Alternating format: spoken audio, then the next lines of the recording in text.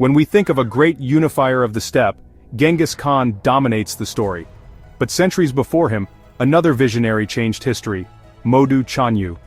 Before the Mongol Empire, the Eurasian steppe was a battleground of rival tribes. Scythians, Yuezhi, and others, masters of the horse, but divided and unstable.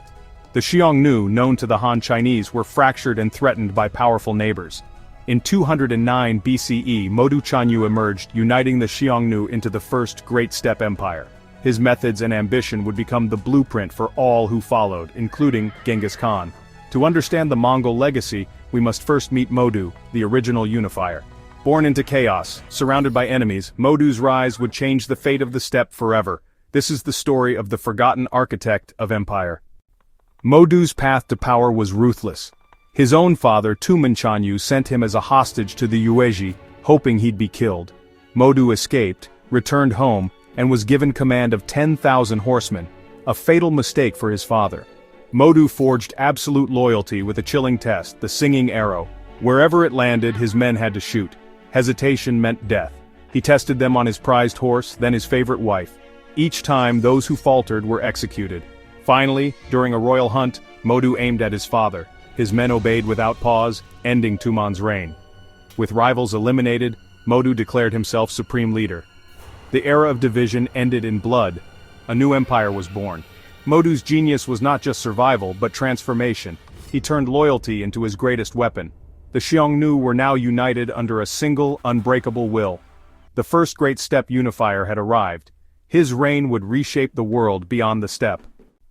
With the Xiongnu united, Modu launched campaigns against all rivals. He crushed the Donghu to the east, then drove the Yuezhi from the Gansu corridor, seizing control of key Silk Road routes.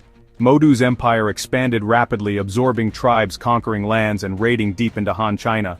His military and political innovations were revolutionary: a decimal command system, rapid mobilization, and a blend of nomadic and imperial rule. The Han dynasty was forced to appease him with tribute and royal marriages.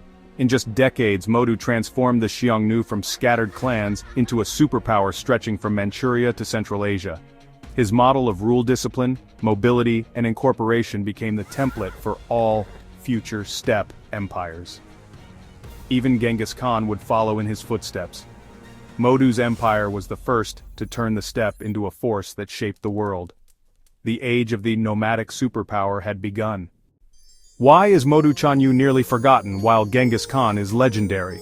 The Xiongnu left no written records. Their story survives only through the eyes of their enemies, especially Han Chinese historians. Modu was seen as a barbarian threat, not a nation builder. Yet, his achievements mirror those of Genghis unification, military innovation, and empire building. Modu was the prototype, Genghis the perfected version. After Modu's death, the Xiongnu Empire endured but eventually fractured under internal and external pressures. Some Xiongnu migrated west, possibly becoming the Huns who later challenged Rome. Without their own chronicles, Modu's legacy faded into legend, an echo on the wind. But his blueprint for empire would shape the steppe for centuries. Modu Chanyu's impact is still felt today. He proved a unified nomadic state could dominate its neighbors and control the Silk Road, shaping East-West exchange. Every great steppe leader, from the Göktürks to the Mongols, followed his model. In Mongolia, Modu is remembered as the first Khan, the founder of their imperial tradition. His campaigns set off migrations that changed the map of Eurasia, influencing empires from the Kushans to the Huns. Modu was more than a conqueror. He was a state builder, an innovator, and the first to draw the map of power on the steppe. Behind every great storm there is a first, distant echo, and Modu Chanyu was that echo.